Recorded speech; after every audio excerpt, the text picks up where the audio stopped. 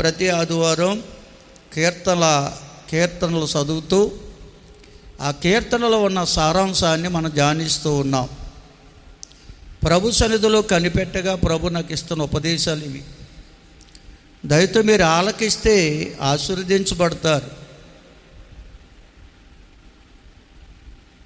ఈ 31వ కీర్తన భాగములో ఉన్న 24 వచనాలు సారాంశం ఒకటే. దేవుని పిల్లలు దేవుని మీద విశ్వాసం ఉంచిన వారైతే దేవుడు వారిని అన్ని విషయాల్లోనూ కాపాడేవాడై ఉంటాడని ఈ కీర్తనలో భక్తుడైన దావీదు రాజు తన సాక్ష్యాన్ని ప్రధాన గాయకునితో పంచుకున్న కీర్తన ఇది. కనుక దేవుడిని నమ్ముకున్న మనం దేవుని పట్ల విశ్వాసం ఉంచిన వారమై ఉండాలి. విశ్వాసులు మనం చెప్పుకుంటే సరిపోదు, దేవుని నమ్ముకున్నాము అని చెప్పుకుంటే సరిపోదు, నమ్మకముగా వెంబడించే వారమై ఉండాలి. విశ్వాసులు మనం చెప్పుకుంటే సరిపోదు, ఆయన యందు విశ్వాసం ఉంచిన వారమై ఉండాలి. ఎందుకంటే ప్రభువుకు తెలుసు మనము ఎటువంటి భక్తి చేస్తున్నామో. ఆయన ఎరగని వాడు కాదు, ఆయన మనల్ని ఎరిగినవాడు. దేవుని స్తోత్రం. మన హృదయాంతరంగములను పరిశీలిస్తున్నవాడు ఆయన. నువ్వు ఎటువంటి మనసుతో భక్తి చేస్తున్నావో ఆయన చూస్తున్నాడు అనే సంగతి మనం మర్చిపోకూడదండి. వీళ్ళు చాలామంది దేవుని కార్యాలు చూడలేకపోతున్నారంటే కారణం దేవుణ్ణి నమ్ముకుంటున్నారు కానీ నమ్మకముగా వెంబడించలేకపోతున్నారు. దేవుని పట్ల విశ్వాసం గలవారని చెప్పుకుంటున్నారు కానీ దేవుని మీద విశ్వాసం ఉంచలేని స్థితిలో ఉన్నారు. కనుక ఈ కీర్తన చెప్పిన సారాంశం ఏంటంటే, దేవుడట విశ్వాసులను కాపాడును అంటాడు. దేవుని బిడ్డలు దేవుడి పట్ల విశ్వాసం ఉంచిన వారంటే దేవుడి పట్ల భయభక్తులు కలిగి ఉంటారు, దేవుడిని ఆశ్రయించేవారు ఉంటారు, దేవుడే ఆశ్రయదుర్గమని వారు దేవుడి మీద ఆనుకొని జీవిస్తారు. ఈ కీర్తనలో ప్రతి వచనం చెప్తున్న సారాంశం అదే. దేవుని నమ్ముకున్న మనం దేవుని మీద నమ్మకం ఉంచి జీవిస్తున్నామా? ప్రతి విషయంలో దేవుని మీద నమ్మకం ఉంచాలి. దేవుని మీద విశ్వాసం ఉంచిన వారమై ఉండాలి. విశ్వాసులు మనం చెప్పుకున్న వారు అనేక మంది ఉన్నారులండి. అందుకే ఇశ్రాయేలీలు అని చెప్పుకున్నారు అందరూ ఇశ్రాయేలు కానే కారు అని బైబిల్ చెబుతుంది. క్రైస్తవులు అని చెప్పుకుంటున్న వారు అందరూ కూడా క్రైస్తవులు కానే కారు అని బైబిల్ చెబుతుంది. నువ్వు క్రైస్తవురాలుగా జీవించాలంటే క్రీస్తు యేసునందు విశ్వాసం ఉంచాలి. క్రీస్తు యేసునందు విశ్వాసము కలిగి నీవు జీవించాలి. అలా జీవించినప్పుడు దేవుడు అన్ని విధాల మనలను కాపాడేవాడై ఉంటాడు అని కీర్తన చెప్తున్న సత్యం. మరి వేళ దేవుడిని నమ్ముకుని కూడా దేవుని ఎందుకు విశ్వాసం ఉంచలేకపోతున్నారు? దేవుని నమ్ముకుని కూడా దేవుని నమ్మిక కలిగి ఎందుకు జీవించలేకపోతున్నారో కొన్ని విషయాలు బైబిల్ గ్రంథంలో ఉండి మనం ఒకసారి ధ్యానిద్దాం. ఆదికాండము 3వ అధ్యాయం 1వ వచనాన్ని చదివితే,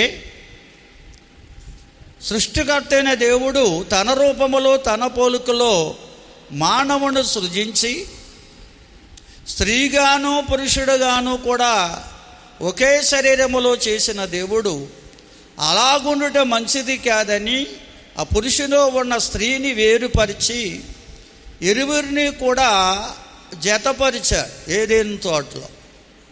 ఆ స్త్రీని ఏ పురుషుల్లోని తీసినా ఆ పురుషుడిగా అప్పగించాడు. అప్పగించిన తరువాత వారికి ఒక ఆజ్ఞ ఇచ్చాడు. ఆ ఆజ్ఞ ఏమిటంటే, ఏదైనా తోటలో ఉన్న వృక్ష ఫలాలన్నీ మీకోసమే నేను కలుగజేశా. అన్నిటినీ నిర్భయముగా తినండి. కానీ ఆ మధ్యలో కనపడుతుంది, ఆ వృక్షానికి ఒక పేరు ఉంది, మంచి చెడ్డల తెలివినిచ్చే వృక్షం అది. ఆ వృక్ష ఫలాన మాత్రం తినకండి, తిన్న రోజున నిశ్చయముగా మీరు చస్తారు, చచ్చెదరు అని చెప్పారు. చచ్చెదరు అనే మాటకు అర్థం ఏమిటంటే మనకు దూరం అయిపోవడమే చావడం అంటే. మళ్ళీ కనపడరు. చనిపోయిన వాళ్ళు కనపడతారా? మళ్ళా కనపడరండి. స్తోత్రం చెల్లించండి అందరూ. బిగ్గరగా దేవుని స్తుతిందామా? హల్లెలూయా. కనపడరు. చనిపోయిన వాళ్ళు మళ్ళా కనపడరు. కనపడుతున్నారంటారు, అది వెర్రితనం, వాక్యం తెలియలోని చెప్పే పని. మన వారంలో తొత్తరుముడి మన వెళ్ళిపోయి సారమ్మ గారు ఆదరణ కూటానికి వెళ్తే అక్కడ వాళ్ళు చెల్లాయిలు అంటున్నారు, మీ అమ్మగా రోజు కనపడి చచ్చిపోయినప్పటి నుంచి రోజు కనపడిన బాబు నన్ను బాధించేస్తుంది అంది. కొత్తపేట అంట అమ్మది, ఏసమ్మ అంటే సారమ్మ గారి చెల్లెళ్ళు ఒకరు. ఏం బాధించేస్తుందమ్మా అన్నాను నేను. ఏం బాధించేస్తుందమ్మా అన్నా. అలాగంటావేంటి బాబు, మా ఇంటికి ఎప్పుడైనా వస్తే ఆ కొత్తపేటలో ఏదో వంతుని దగ్గర అంట, బోడిపాల వంతమా వంతుని దగ్గర నెంబర్ 1 పొగాకు అమ్ముతారంట. ఆ పొగాకు ఎందుకు తేలేదు అంటదంట. ఆ చుట్ట కోసమే బాధించేస్తుంది అన్నది. ఎందుకు నిజమేనా? కానీ కాదండి. స్తోత్రం చెల్లించండి అందరూ. చచ్చిపోను కానించి ఆ చుట్టంట ఆ ఫోటో దగ్గర పెట్టలేదని బాధించేస్తుందంట ఆవిడ్ని. నేను వాక్యంతో చెప్పాను అన్ని విషయాలు. అక్కడ దేవుణ్ణి నమ్ముకున్నారు కానీ దేవుని వాక్యం మీకు తెలీదు. తెలుసుంటే ఈ మాటలు మీ నోట రావు. స్తోత్రం చెల్లించండి అందరూ. ఒకరు ఒక కథ చెప్పేస్తారండి. ఎందుకంటే వాళ్ళ అక్క మీద వాళ్ళ చెల్లి మీద చచ్చిపోయిన వాళ్ళ మీద వీళ్ళకి ఎంతో ప్రేమ ఉన్నట్టుగా ఎంత నటించేస్తారో.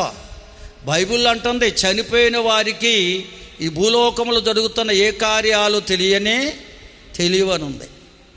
వారు మౌన స్థితిలోకి వెళ్ళిపోతారని ఉంది. ఇంకో చెల్లు ఉంది ఆవిడికి. అక్కడ చాలామంది ఉన్న 4-5 చెల్లుళ్ళు. గోకవరంలో స్వార్థ చేసేది ఆమె. నేను గోకవరం వేరే వెళ్ళినప్పుడు వాళ్ళ ఇంటికి ఎన్నోసార్లు వెళ్ళాను. ఇప్పుడు వచ్చేసింది ముసలి ఆవిడ, వంగిపోయింది. ఆవిడంటది, బాబా మీ అమ్మ నిజమే బాబా, చచ్చిపోయే ముందు ద్రాక్ష పళ్ళు అడిగింది, తేలేదు. నేను ఆ ద్రాక్ష పళ్ళు ఎందుకు పెట్టట్లేదు నా ఫోటో దగ్గర అంటుందంట వచ్చి. అమ్మ నువ్వు స్వార్థ చేసావు, ఇలాగే చేసావా అన్నాను. మళ్ళీ మాట్లాడలేదు. స్తోత్రం చెల్లించాను. చెప్పేసి తిట్టించుకోవడం అంటే అయ్యే. స్తోత్రం చెల్లించండి అందరూ. హల్లెలూయా. అంటే ఈవేళ చాలామంది భక్తి ఎలాగుందంటే వాక్యం తెలియని వాళ్ళండి వీళ్ళందరూ. వాక్యం వింటారు కానీ గ్రహించరు. ప్రతి పాస్టర్ గారు చెప్తారు వాక్యం, కానీ చెప్పిన వాక్యం గ్రహించకపోవడం వల్ల అనర్థాలు జరుగుతున్నాయి. లోకస్తుల వల్లే మాట్లాడుతున్నారు. స్తోత్రం చెల్లించండి. అయితే ఆదామవ్వలతో దేవుడు చెప్పాడు. ఆ చెప్పిన మాట అవ్వమ్మ గారు గ్రహించలేదు.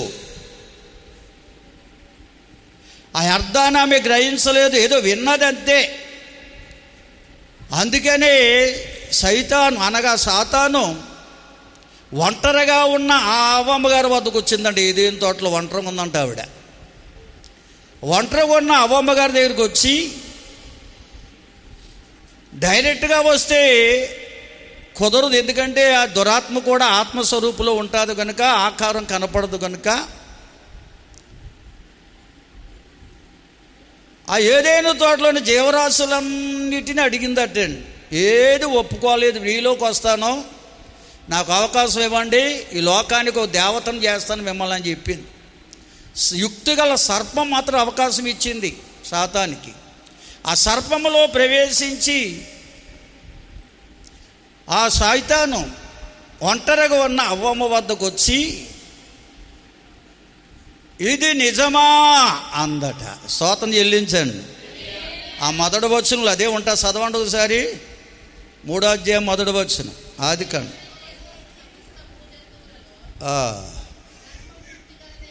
ఉండేను. అది ఆ స్త్రీతో ఇది నిజమా? చాలండి, అందరూ స్తోత్రం చెల్లించండి. ఇది నిజమా, నేను విన్నది నిజమా అంటుంది. ఏ విందో కూడా చెప్పేసింది. ఈ తోటలో ఉన్న చెట్టుల్లో దేనన్నా తినొద్దని చెప్పాడా మీ తండ్రి? ఈ దేవుడు అని చెప్తుంది. చెప్పాడన్న సంగతి దానికి తెలుసు. ఇది నిజమా? ఈవేళ చాలామంది మా ఇళ్ళకు వచ్చి ఒంటరిగా ఉన్నప్పుడు, ఆడవాళ్ళు ఒంటరిగా ఉన్నప్పుడు, మగవాళ్ళు ఒంటరిగా ఉన్నప్పుడు వస్తుంటారు. వచ్చి నిన్నది నిజమేనా వదినా అంటారు. బావగారు ఇది నిజమేనంటారా అంటారు. ఎందుకంటే వారిలో సందేహాన్ని పుట్టించడానికి, అనుమానాన్ని కలగజేయడానికి సాతాను ఆయుధం, అనుమానం అనే ఆయుధాన్ని అవ్వమ్మలోనికి పెట్టేసింది. ఇది నిజమా అంది. దేవుని స్తోత్రం చెల్లించండి. హల్లెలూయా. అనుమానం. అంతవరకు వారు దేవుని పట్ల విశ్వాసంతో ఉన్నారు. అనుమానం అనేది వారిలోకి లేనే లేదు. నిశ్చింతగా ఉన్నారు, సంతోషంతో ఉన్నారు. ఎప్పుడేది అనుమానం అనే బీజాన్ని అవ్వమలోనికి పెట్టిందో ఆ అనుమానమే పెనుభూతంగా మారిపోయింది అవ్వమ్మ గారిలో. దేవుని స్తోత్రం చెల్లించండి. దేవుని మీద అనుమానం పుట్టింది. దేవుడు చేయొద్దని ఆ పని చేసింది. తినొద్దని వృక్షఫలాన్ని తిన్నది. తినడమే కాదు, తన భర్త కూడా ఇచ్చి తినమంది. ఈ రీతిగా ఇద్దరిలోనూ కూడా ప్రియులారా, అంతవరకు దేవుడంటే ఎంత నమ్మకమో. ఆయన చల్లపూట ప్రతిరోజు ఏదేం తోటలోకి వచ్చేవారు, ఆయన కోసం ఎదురు చూసేవారంట. ఆయన స్వరాన్ని వినడానికి ఆశతో కనిపెట్టేవారట.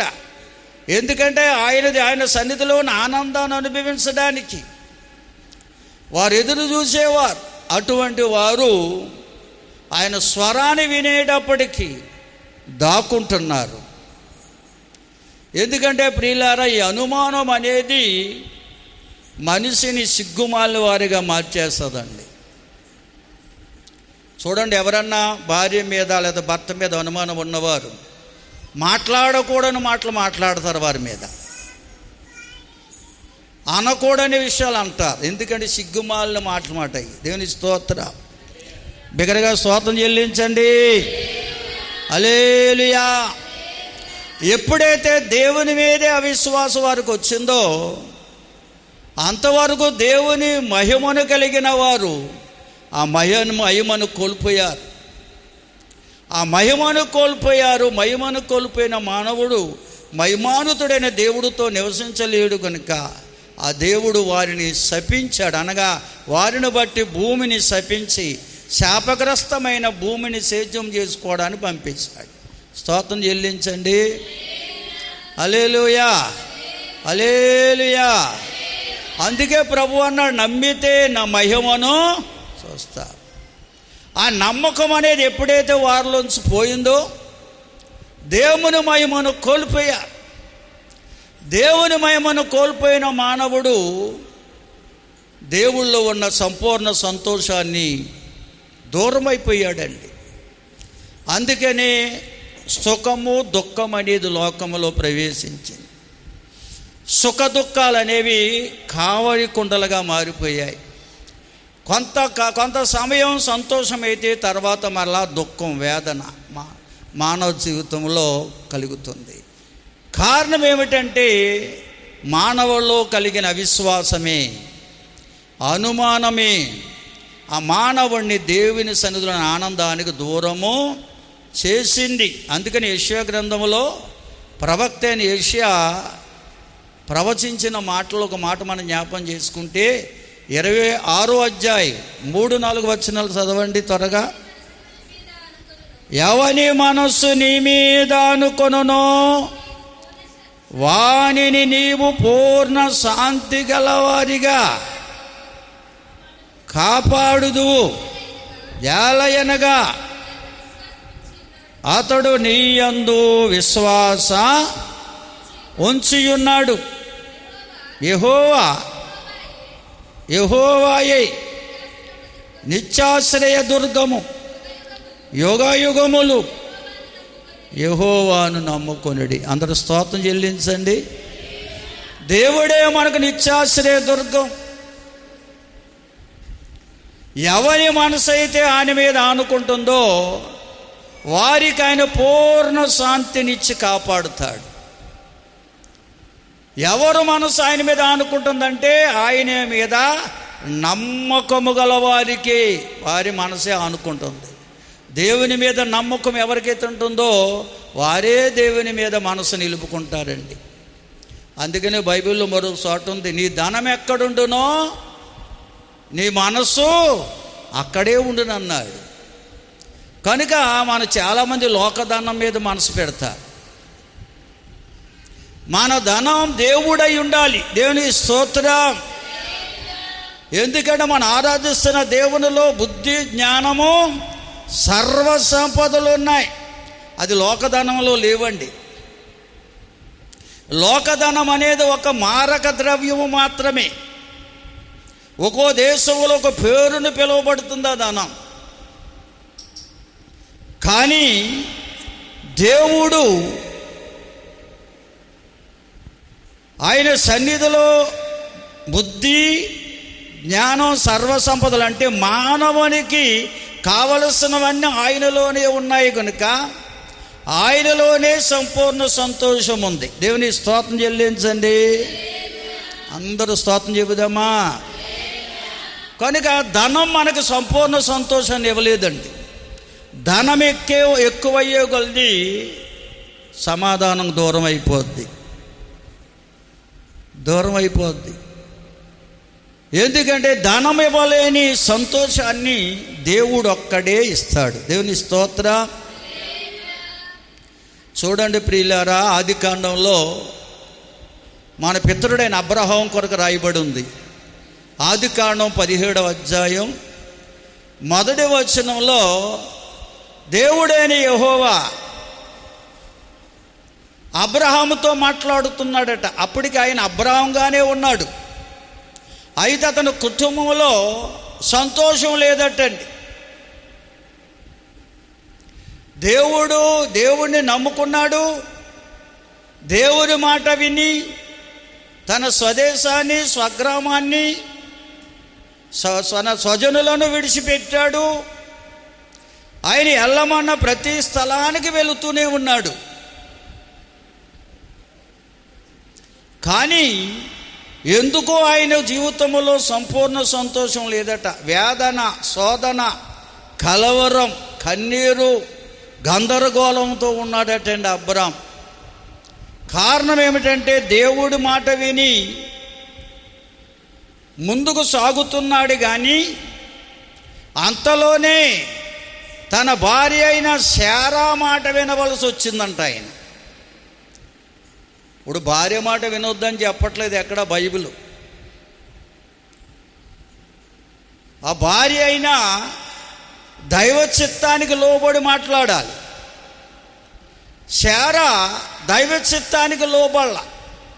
అప్పటికే శారాతో దేవుడు చెప్పాడు, నీకు సంతానం ఇస్తానని. అబ్రాహాముతో చెప్పాడు దేవుడు సంతానం ఇస్తానని. మాట ఇచ్చిన దేవుని నమ్మిక ఉంచకుండా శారా, అప్పటికి ఆవిడ శారాయి,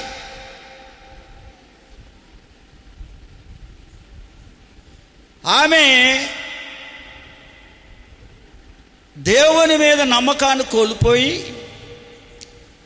తనకు దాసీగా ఉన్న ఐగుప్తులో తనకు దాసీగా ఉన్న ఆగరును అబ్రాహాముకు భార్యగా చేసిందట. పిల్లలు పుట్టట్లేదు తనకని ఆగరు ద్వారా అన్న సంతానం కలిగితే సంతోషిద్దామని తన దాసైన ఆగరును అబ్రహాముకు భార్యగా చేసిందట.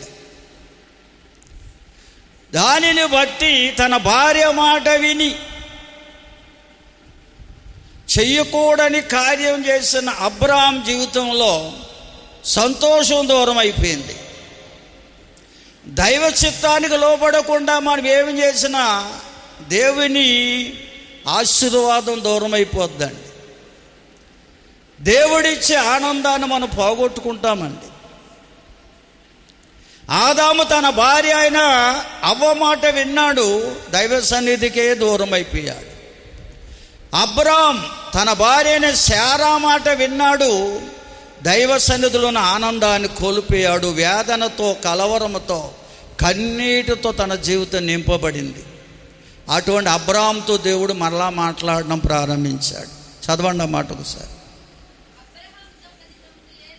అబ్రాము 99 ఏండ్ల వాడైనప్పుడు దేవుడు అతనికి ప్రత్యక్షమై, నేను సర్వశక్తి గల దేవుడను, నా సన్నిధిలో నీవు నడుచుచు నిందారహితుడవై ఉండుము. స్తోత్రం చెల్లించండి. ఎలాగుండమంటున్నాడు? నిందారహితుడిగా ఉండు.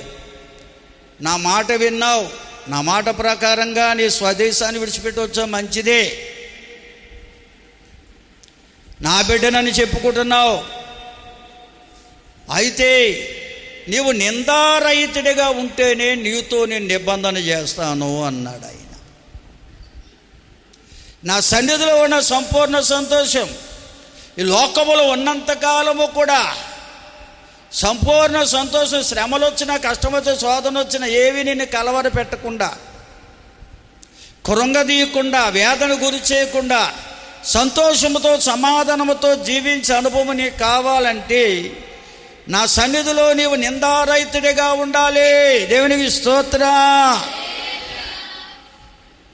నిందారహితుడిగా ఉండాలి అనగా నన్ను నమ్ముకున్నావు కానీ నా యందు నమ్మకం ఉంచలేదు నీవు. దేవుని స్తోత్రం. నా యందు నమ్మకం ఉంచు. తన భార్య అయిన శారా మాట యందు నమ్మకం ఉంచాడు కానీ దేవుని మాట నమ్మిక ఉంచకపోవడం వల్ల అబ్రహాము జీవితంలో వేదన ప్రారంభించబడింది. అందుకే దేవుడు అంటున్నాడు, నా సన్నిధిలోని నిందారహితుడిగా ఉండాలి అనగా నమ్ముకున్న నీవు, నన్ను నమ్ముకున్న నీవు నమ్మకముంచు. హల్లెలూయా. దేవుని యందు మన నమ్మకం ఉంచడమే మనలో నిందారహితులుగా జీవించడం అంటే, యథార్థమైన జీవితం అంటే అదండి. అందుకే బైబిల్లో ఉంది, తన ఎడల యథార్థ హృదయాలను బలపరచుటకై యెహోవా కనుదృష్టి లోకమందంతటా సంచారం చేసి. చాలామంది ప్రభువుని నమ్ముకుంటున్నారు కానీ ప్రభు మీద నమ్మకం ఉంచట్లేదండి. ప్రభు మీద నిజంగా నమ్మకం ఉంచితే దేవుడు ఖచ్చితంగా నిన్ను కాపాడుతాడు, నీ కొదువును తీరుస్తాడు, నీ కొరతను తీరుస్తాడు, లోకములో పాపములో పడిపోకుండా కాపాడుతాడు. ఎందుకంటే నువ్వు మహిమను చూస్తావు. దేవునికి స్తోత్రం. హల్లెలూయా. దేవుని నమ్ముకున్న మనం దేవుని నమ్మిక ఉంచాలండి. సమూయేలు 2వ గ్రంథంలో ఒక భక్తుడు ఉన్నాడు, ఆయన పేరు దావీదు. ఆయన దేవుని యందు నమ్మిక ఉంచినవాడు కనుక ఆయన కుటుంబం ఏ విధంగా వర్ధిల్లిందో సమూయేలు 2వ గ్రంథం 3వ అధ్యాయం 1వ వచనంలో ఉంది. చదవండి. సౌలు కుటుంబీకులకును దావీదు కుటుంబీకులకును బహుకాలం యుద్ధము జరగగా దావీదు అంతకంతకు ప్రబలెను, సౌలు కుటుంబం అంతకంతకు నీరసిల్లెను. స్తోత్రం చెబుదామా. సౌలు కూడా దేవుని అభిషేకం పొందినవాడే. ఇశ్రాయేలు మీద రాజుగా దేవుడు సమూయేలు ప్రవక్తను పంపించి అభిషేకించాడు. దేవుడు ఏర్పరచుకున్నవాడే కానీ సౌలు రాజు కేవలం 2 సంవత్సరాలు మాత్రమే దేవుని యందు నమ్మిక ఉంచి జీవించాడట. మిగిలిన 38 సంవత్సరాలు అనగా 40 సంవత్సరాలు ఇశ్రాయేలు ప్రజలు ఏలుబడి చేశాడు ఆయన. మిగిలిన 38 సంవత్సరాలు కూడా రాజుగా ఉన్న కాలంలో దేవుని యందు నమ్మిక ఉంచకపోవడం వల్ల అతన్ని దురాత్మలు ఆవగించి మనశ్శాంతి లేనివాడిగా మార్చేసాయంట. పగతో, ప్రతీకారముతో నింపేశాయి. ప్రియులారా, అందుకనే సౌలు కుటుంబం అంతకంతకో నీరసిల్లిపోయింది. దేవుణ్ణి నమ్ముకుని కూడా దేవుని మీద నువ్వు నమ్మిక ఉంచకపోతే నీవు నీ కుటుంబము అంతకంతకు నీరసిల్లిపోద్దు కానీ అభివృద్ధి చెందదు. దేవుని స్తోత్రం. దేవుని సహాయము దొరకదు. నువ్వు దేవుని నమ్ముకున్న నీవు ఆ దేవుని నమ్మిక ఉంచాలి.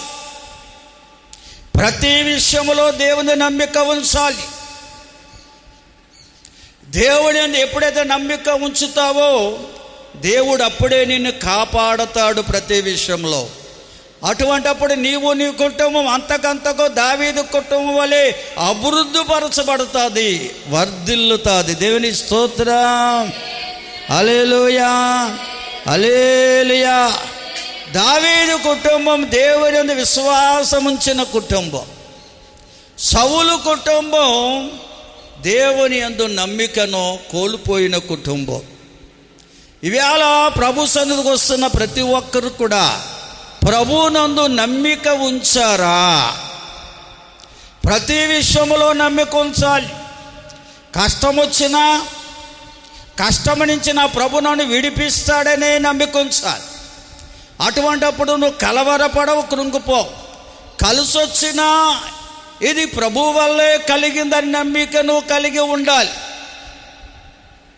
అలా కలిగి ఉన్నప్పుడు కలిసొచ్చినప్పుడు కూడా దైవ సన్నిధిని, సహవాసాన్ని విడిచిపెట్టవు. కష్టం వచ్చినప్పుడు కూడా దైవ సన్నిధిని, సహవాసాన్ని విడిచిపెట్టవు. దేవుని యందు నమ్మిక ఉంచాలి. దేవుని స్తోత్రం. నమ్ముకున్నామని చెప్పిన వాళ్ళు ఎంతోమంది ఉన్నారండి. నమ్మిక ఉంచాలి. నమ్మిక ఉంచామా నమ్మకముగా ఆయన్ని వెంబడిస్తాం. ఎంత కష్టమైనా, ఎటువంటి ప్రాముఖ్యమైన పనులున్నా కానీ దేవునికే మొదట స్థానాన్ని ఇస్తాం. దైవ సన్నిధిని, సహవాసాన్ని విడిచిపెట్టాం. మన పనులను పక్కకు పెడతాం, దైవ సన్నిధికి ప్రాముఖ్యత ఇస్తాం. ఎప్పుడంటే నమ్ముకున్న మనం దేవుని పట్ల నమ్మిక ఉంచున్నప్పుడు. దేవుని స్తోత్రం చెల్లించండి. ప్రభు చెప్పాడు కదా, నమ్మితే నా మహిమను, ఆయన మహిమలో మన ప్రతి అవసరత తీర్చబడుతుందని నమ్మిక మనకు ఉండాలి. దేవునికి స్తోత్రం. ఆయనకు అసాధ్యమైనది ఏమీ లేదండి. ఆయన సమస్తము సాధ్యం చేయగల దేవుడు అండి. కనుక ప్రియులారా, ఆయన నమ్ముకున్న మనం ఆయనందు నమ్మిక ఉంచామా అనేది ఒకసారి మనం ఆలోచన చేయాలి. యోహాను రాసిన సువార్తలో 3వ అధ్యాయం 16వ వచనం ఒక మాట చెబుతుంది. దేవుడు లోకమును ఎంతో ప్రేమించెను, కాగా ఆయన తన అద్వితీయ కుమారునిగా పుట్టిన వాని యందు విశ్వాసముంచు ప్రతివాడును నశింపక నిత్య జీవము పొందునట్లు ఆయనను మనకు అనుగ్రహించాడు. దేవుని స్తోత్రం. హల్లెలూయా. దేవుడు లోకమును ఎంతో ప్రేమించాడు. ఇక్కడ లోకం అనగా మనుషులు.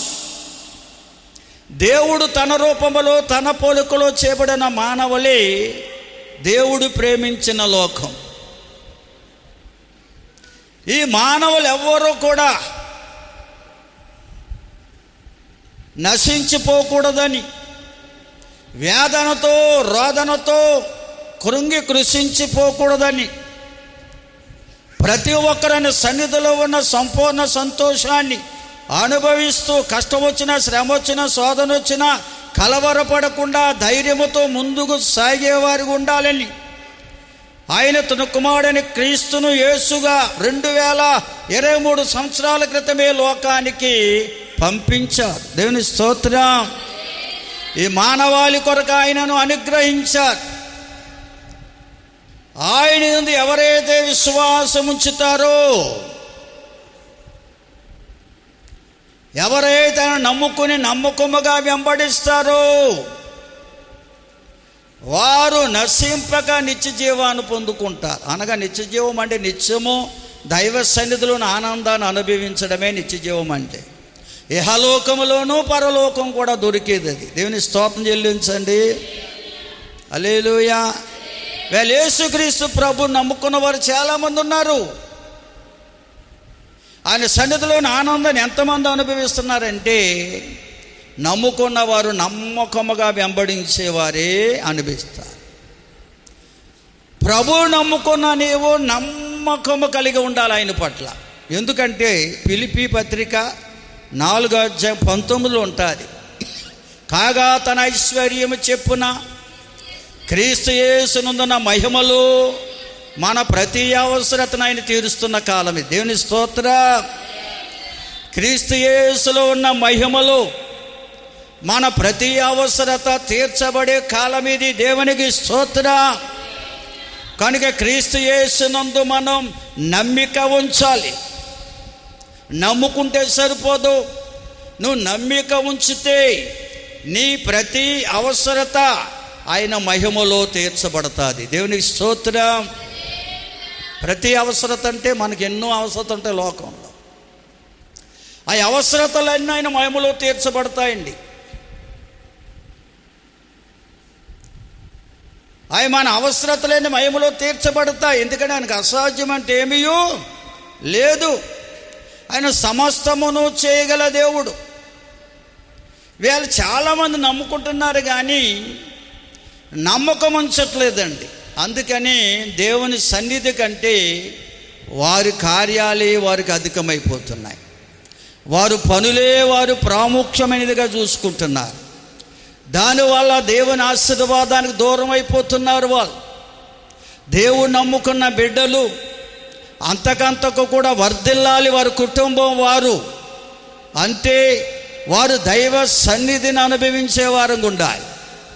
ఆ నమ్ముకున్న దేవుని యందు నమ్మకం ఉంచాలి. అందుకే బైబిల్ ఏమంటాడంటే సామెతల్లో నమ్మకమైన వారికి మెండైన దీవులు అంటారు. అది మాట వరకే అనుకుంటున్నారు అంతే. నిజంగా నువ్వు నమ్మకం ఉంచితే నీకు ఆయన ఇచ్చే దీవెనలు వర్ణింప సఖ్యం కావండి. దేవుని స్తోత్రం. హల్లెలూయా. ఎందుకంటే ఆయన ఆశ్చర్యకరుడు. మనం ఊహించలేని కార్యాలు చేస్తాడు. అడిగిన దానికంటే ఊహించిన దానికంటే అత్యధికముగా ఆయన దీవించే దేవుడండి. కనుక నమ్ముకున్న దేవుని మీద నమ్మకం ఉంచాలి. దేవునికి స్తోత్రం. హల్లెలూయా. అందుకే అపోస్తలుడు పౌలు భక్తుడు రోమాపత్రికలో మాట తెలియజేస్తాడు. రోమాపత్రిక 10వ అధ్యాయం 11 నుంచి చదవండి. దయతో రోమాపత్రిక 10వ అధ్యాయం 11 నుంచి ఒక్కరు చదవండి. ఏమనగా ఆయనందు విశ్వాసముంచువాడు ఎవడునో సిగ్గుపడడని లేఖనము చెప్పుచున్నది.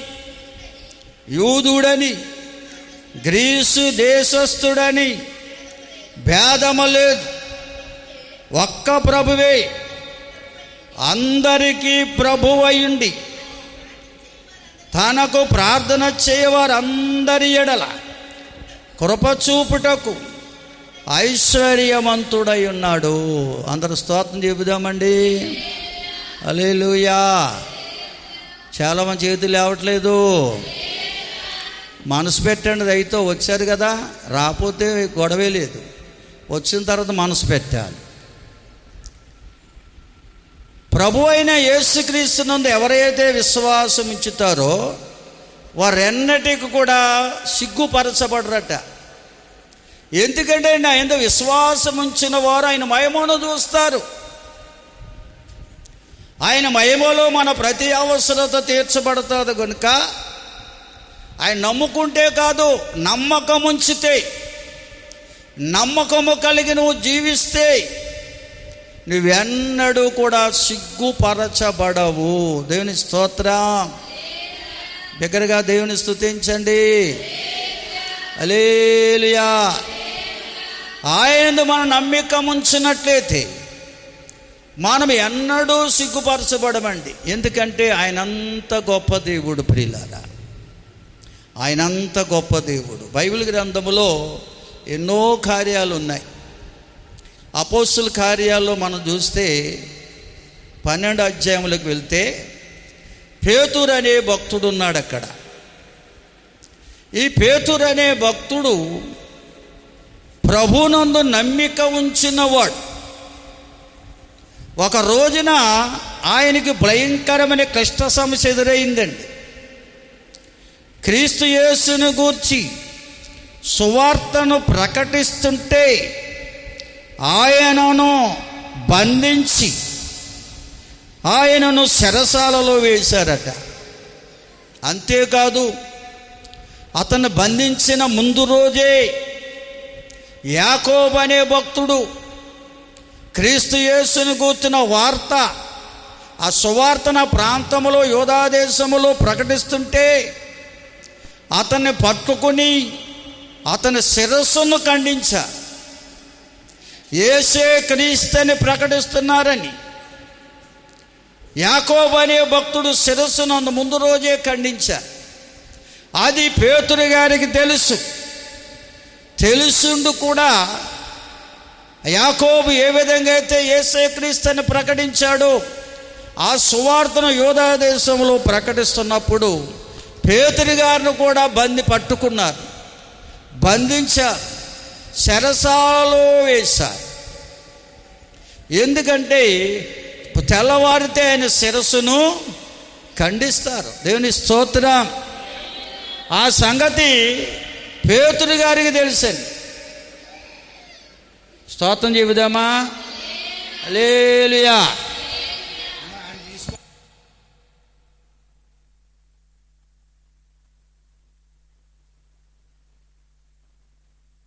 చిన్నపిల్లలుగా ఆడుకుంటారు.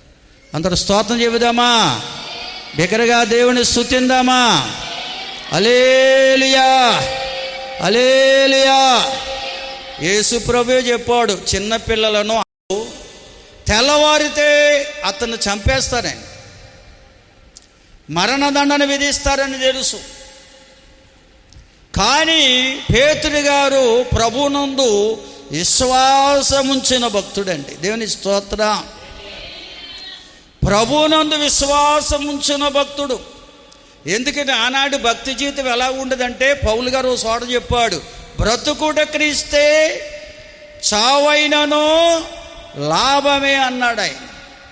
బ్రతికితే ప్రభు కొరకు బ్రతుకుతాను, చనిపోతే ప్రభు వద్దకు వెళ్ళిపోతాను. అది భక్తి అప్పుడు. దేవుని స్తోత్రం.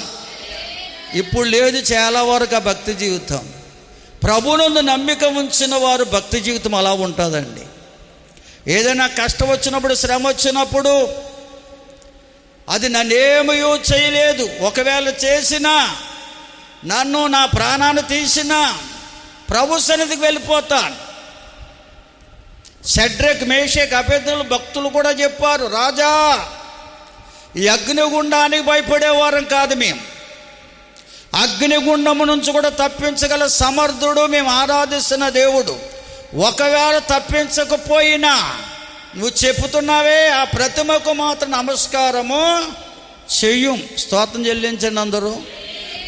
అదండి దేవుడి మీద నమ్మకం ఉంచడం అంటే. నమ్ముకోవడం వేరు, నమ్మకం ఉంచడం వేరు. దేవుని మీద నమ్మకం ఉంచున్నవాడు కనుక నిశ్చంతగా చెరసాలలో సైనికుల మధ్య నిద్రపోతున్నాడని రాశారు అక్కడ. స్తోత్రం చెల్లించండి. నిద్రపోతున్నాడని రాశారా, ఏడుతూ కూర్చున్నాడని రాశారా?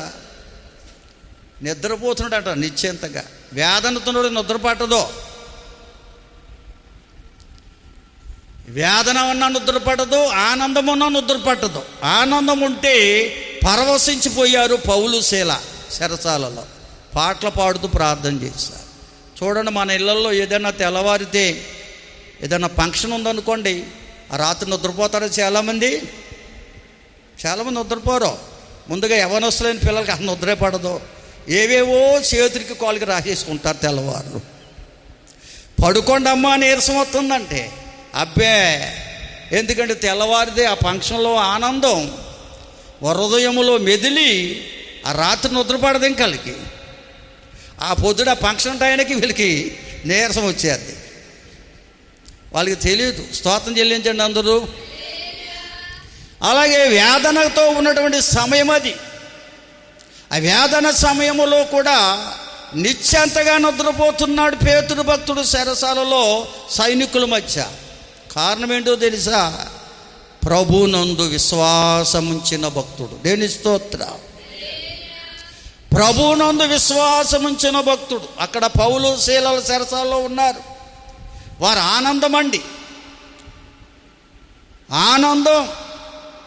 ఆనందంతో పరవశించిపోతున్నారు, గాయాలు ఉన్నా కానీ. అందుకని పాటలు పాడుతున్నారు, ప్రార్థన చేస్తున్న అర్ధరాత్రి వరకు పాటలు ప్రార్థనంట. ప్రభు మహిమ దిగి వచ్చి ఇది నిశ్చంతగా నిద్రపోతుంటే దేవుడు తన దూతను పంపించాడు చెరసాలలో ఉన్న పేతురు వద్దకి. స్తోత్రం చెబుదామండి. హల్లెలూయా. నిజంగా ప్రభునందు మన విశ్వాసం ఉంచిన వారమైతే ప్రభు తన దూతలను పంపించి మనలను కాపాడతాడు. హల్లెలూయా.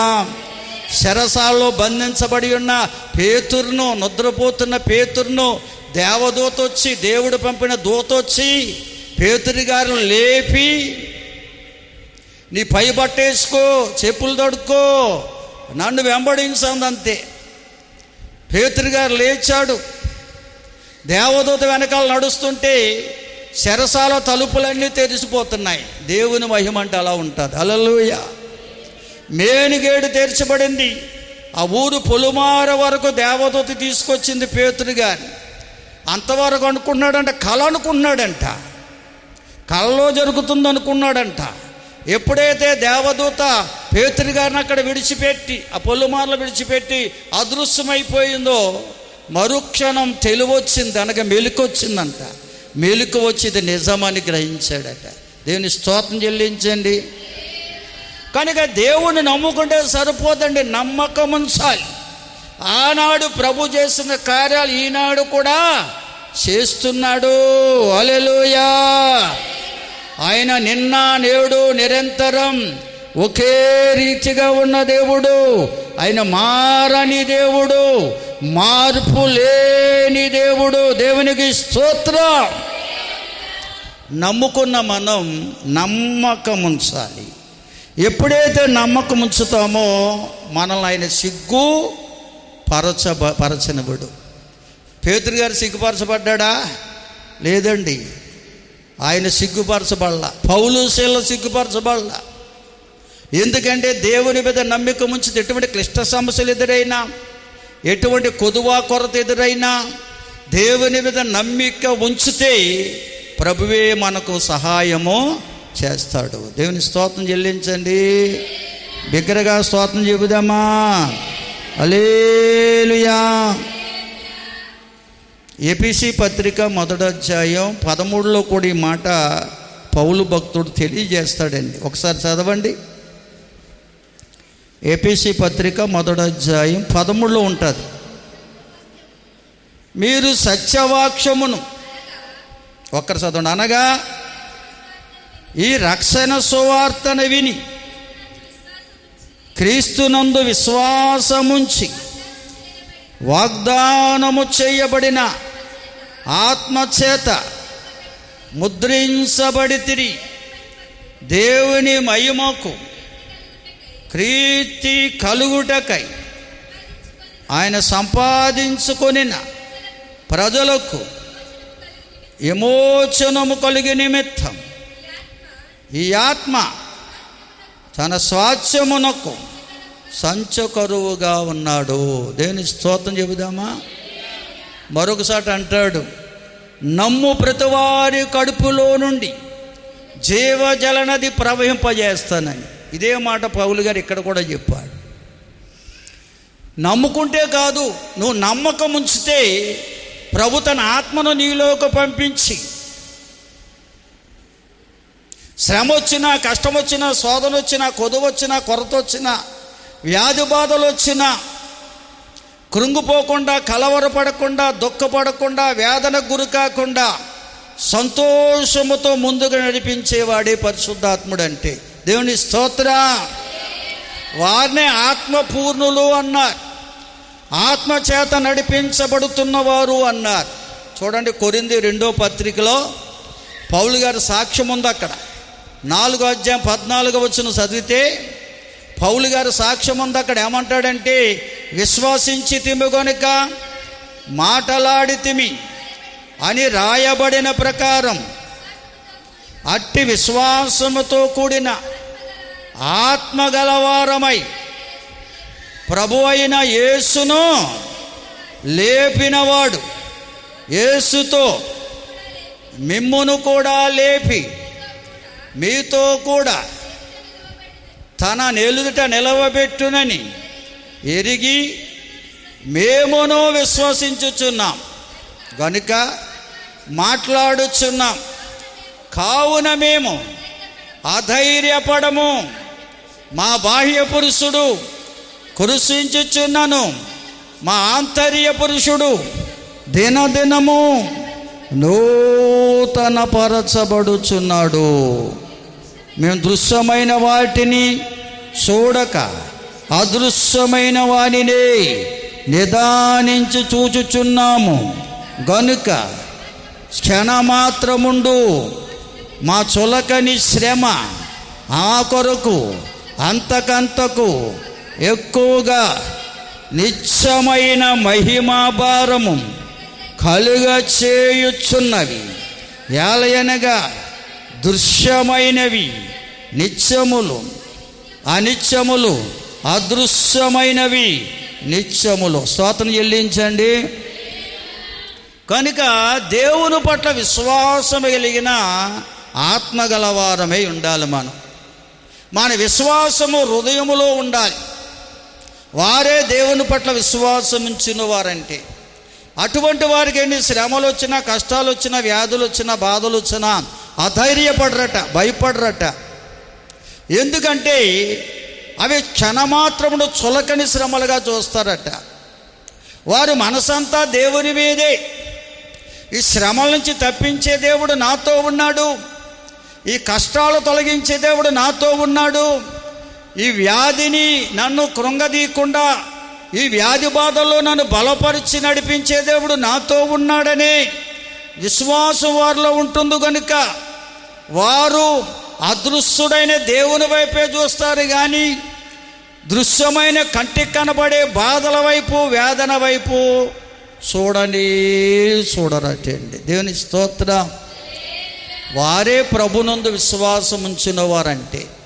నిజంగానే విశ్వాసం ఉంచితే ఆయన తన ఆత్మను నీలోకి పంపించి శ్రమల్లో, కష్టాల్లో, శోధనలో, వ్యాధి బాధల్లో కృంగిపోకుండా, కృషించిపోకుండా నిత్యము దేవుని వైపు చూస్తూ దేవుని కొరకు జీవించే బిడ్డగా నేను చేస్తాడు. దేవునికి స్తోత్రం. హల్లెలూయా.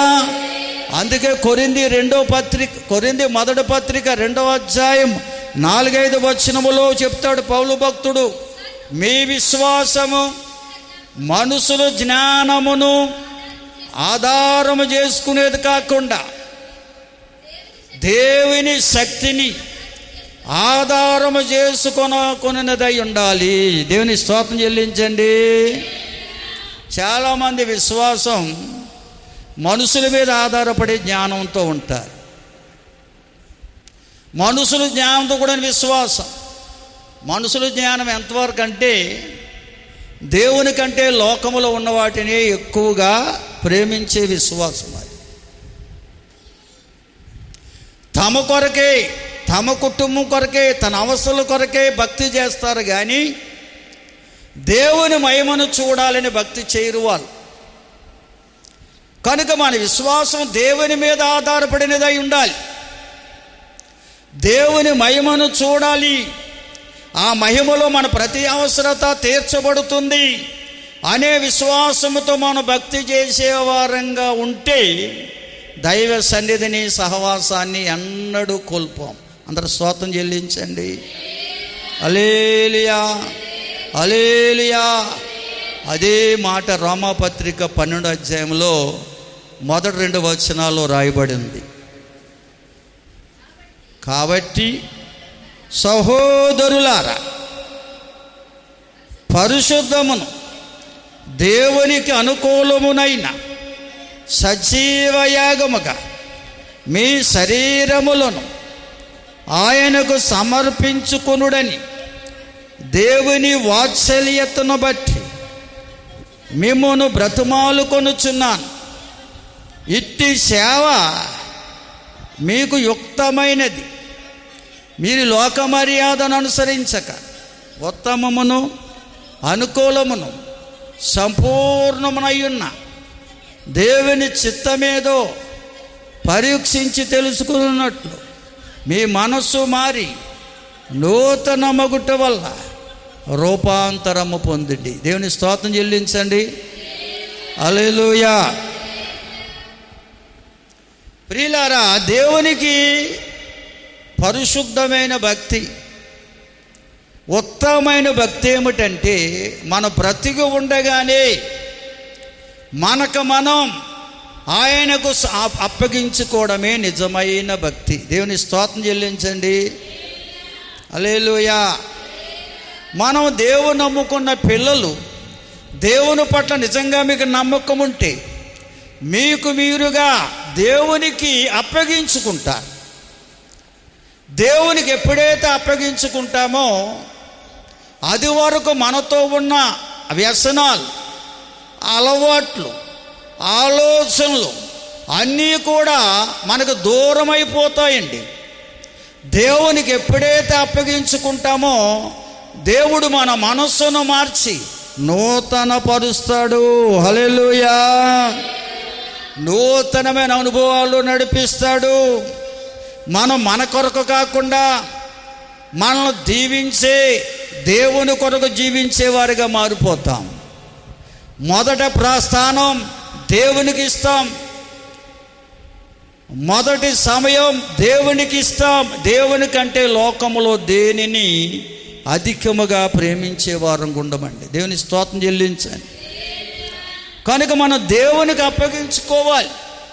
సజీవ యాగముగా మనం దేవునికి శరీరాన్ని అప్పగించుకోవాలి. బ్రతికుండగానే ప్రభుకు నువ్వు అప్పగించుకోగలిగితే ప్రభువే నీ మనస్సును మార్చి నూతన పరుస్తాడు. నీ మన మనసు ఎప్పుడైతే మార్చి నూతన పరచబడతాదో దేవుని కంటే లోకములో దేనిని ఎక్కువగా మనం ప్రేమించమండి. దేవుని మీద నమ్మకము గలవారముగా నమ్మకముంచి మన జీవితాన్ని ముందుకు మనం కొనసాగింపజేస్తాం. అప్పుడే దేవుడు మనకు సహాయం చేయవాడై ఉన్నాడు. అప్పుడే దేవుడు తన దూతలను పంపించి ప్రతి విషయంలో మనల్ని కాపాడేవాడై ఉన్నాడు. మన ప్రతి అవసరత తన మహిమలో తీర్చేవాడై ఉన్నాడు. అటువంటి అనుభవం నీకు కావాలనుకుంటే ఉన్నపాటిని ఉన్న చోటిని మోకరించి నీకు నీవుగా సహోదరి సహోదరుడా ప్రభుకు అప్పగించుకో. సర్వశక్తి గల ఆ ప్రభు అయిన యేసుక్రీస్తు వారికి అప్పగించుకో. ఆయన మహిమలో నీ ప్రతి అవసరత ఆయన తీర్చగలడు అనే విశ్వాసం నీకుంటే ఉన్నపాటిని ఉన్న చోటిని మోకరించి ప్రభుకు అప్పగించుకోండి.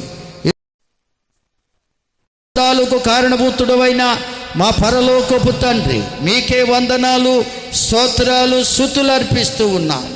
ఈ దినారాధనలో మీ సన్నిధి నుంచినందుకు వందనాలు. మీరు మాతో సూటిగా మాట్లాడినందుకే వందనాలనైనా. అవును ప్రభువా, నేను నమ్ముకుంటున్నారు కానీ నమ్మకం ఉంచలేకపోతున్నారు. నీ యందు విశ్వాసులమని చెప్పుకుంటున్నారు కానీ నీ యందు విశ్వాసం ఉంచలేని స్థితిలో ఉన్నారు. అందుకని నీ ఆశీర్వాదాలు చూడలేకపోతున్నారు ప్రభువా. అంతకంతకు వారి కుటుంబము అభివృద్ధి చెందలేకపోతుంది, నీరసిల్లిపోతున్నారు. కారణం నీ యందు నమ్మిక ఉంచకపోవడమే. నీవు విశ్వాసులను కాపాడే దేవుడు. నీ యందు నమ్మిక ఉంచిన వారిని అన్ని విధాల అన్ని వేళలా కాపాడే దేవుడు అయి ఉన్నావు. ఈ సత్యాన్ని ఎవరైతే గ్రహించి తమ్ము తాముగా మీకు అప్పగించుకున్నారో వారి విశ్వాసములు స్థిరపరచండి, వారిని బలపరచండి. వారి జీవితాలను అయ్యా నీ ఆశీర్వాదాలతో నింపమని అడుగుచున్నాం తండ్రి. వచ్చిన ప్రతి బిడ్డను దీవించునైనా, తెచ్చిన ప్రతి కానుక అంగీకరించండి. ఆయా దేశాలు, ఆయా రాష్ట్రాలు, ఆయా ప్రాంతాల్లో ఉన్న సంఘ బిడ్డలందరినీ దీవించునైనా. బలహీనులుగా ఉంటే బలపరచండి, రోగులై ఉంటే స్వస్థపరచండి. విదేశానికి స్వదేశానికి రాబోతున్న వారికి మీ సహాయం అందించండి. సంఘములో రోగులు ఉన్నారు, స్వస్థపరచండి. బలహీనులు బలపరచండి. గర్భఫలం కొరకు ఎదురు చూస్తున్న బిడ్డలు ఎందరో ఉన్నారు, వారి గర్భాలు తెరవండి నాయన. గర్భవతులు ఉన్నారు, ఆరోగ్యాలు దయచేయండి. బాలింతలకు బలం, చిన్న బిడ్డలపై దయాకిడిని ఉంచండి. యవనస్తులను, సండే స్కూల్ బిడ్డలను దీవించండి. వివాహ ప్రయత్నాలు ఉన్న వారికి మార్గాలు తెరవండి. వివాహమైన వారి వైవిక జీవితాలు సుఖమయం చేయండి. మందిర నిర్మాణంలో సహకరించిన కుటుంబాలను దీవించండి. ఇంకా సహకరించే వారు అనేకులు పురుగొల్పండి. ఏదైనా పరిచర్యకు ఆర్థికంగా ప్రోత్సహిస్తున్న ప్రతి కుటుంబాన్ని బలపరుచునాయన. ప్రోత్సహించే మనసులు ప్రతి ఒక్కొక్కరిలో ఉంచమని అడుగుచున్నాం తండ్రి. వారి కష్టాలతో ప్రతిఫలం ఇవ్వండి. ఎండవేళ వారు ప్రయాసపడుతున్నప్పుడు ఎటువంటి బలహీనత రాకుండా నీ కృపతో వారిని కాపాడండి. పండిన పంటలు చేతికి రావడానికి కృపనివ్వండి. ప్రతి కుటుంబాన్ని దీవించునైనా, విశ్వాసములో స్థిరపరచునైనా. నీ ఆశీర్వాదాలు దినదినము అనుభవించే కుటుంబాలుగా ఈ బిడ్డలందరినీ ఆశీర్వదించమని అడుగుచున్నాం. ఎవరే స్థితిలో ఉన్నారో, పరిస్థితిలో ఉన్నారో ఎరిగిన దేవుడు కనుక వారి ప్రతి అవసరత నీ మహిమలో తీర్చు తండ్రి. మా గ్రామంలో నిన్నటి దినమన యాక్సిడెంట్ గురైనటువంటి నాయన సోదరుడు వెంకటనారాయణ గారి యొక్క పెద్ద కుమారుని మీరు దర్శించండి. గాయము కట్టండి, మహిమను కనపరచండి, వారి కుటుంబాన్ని సంతోషపరచండి. ఇంకా అనేక మంది బలహీనులై రోగులై ఉండి నీ సహాయం కోరుచున్నారు నాయన. నీ అద్భుత మాత్య కార్యముల ద్వారా నీ మహిమను కనపరిచి నీ సన్నిధికి ఆకర్షించండి, బలపరచండి, సహాయం చేయండి. మా గ్రామ ప్రజలను, పరిసర ప్రాంత ప్రజలను, రాష్ట్ర దేశ ప్రజల నాయకులను, అధికారులను దీవించండి. జరగబోతున్న ఎలక్షన్ల ద్వారా ఎటువంటి కలవరాలు, ఎటువంటి గలిబిలి జరగకుండా సమస్తము సామరస్యపూర్వకంగా సమాధానకరంగా జరగడానికి కృపనివ్వండి. ప్రతి ఒక్కరు మనసులు స్థిరపరచండి, బలపరిచి అయా ప్రజాక్షేమమును కోరే నాయకులను కేంద్రముల్లో, రాష్ట్రముల్లో మీరే ఏర్పాటు చేయండి, బలపరచండి, సహాయం చేయండి. అలాగే మీ దాసుడు రఘుపాల్ గారు ఆశించిన రీతిగా చిన్నపిల్లల కార్యక్రమం జూన్ నెలలో జరిగించడానికి తగిన సహాయం మీరే దయచేయండి. కృప చూపించండి, మహిమ పొంది సహాయం చేయమని యేసు ఉన్నత నామములో అడిగి వేడుకొనుచున్నాము తండ్రి, ఆమేన్. మన తండ్రి అయిన దేవుని ప్రేమ, కుమారుడైన యేసుక్రీస్తు వారి దివ్య కృప, పరిశుద్ధాత్మ దేవుని సన్నిధి, సమాధానం మనకు, మన కుటుంబాలకు, క్రీస్తు యేసుని ప్రేమిస్తున్న సకల ప్రజలకు సదాకాలం దేవుని కృప, సమాధానం తోడుగా ఉండి నడిపించును గాక. ఆమేన్, ఆమేన్. అందరికి వందనాలు. ప్రభు